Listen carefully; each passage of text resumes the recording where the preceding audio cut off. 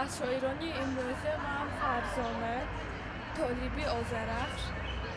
و باز یک چند نفر شاعران رو میشناسم. از شاعران امروزه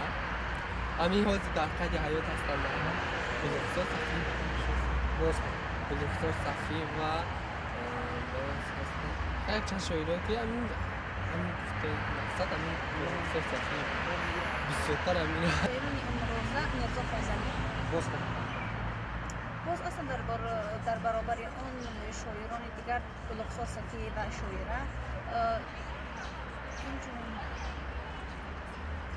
راستی گپ از ایجادات آنها با خبرم لیکن به نام و محمد اکرمزاده خیراندیش پیرو ایوبی، فرزانه آذرخش و غیره.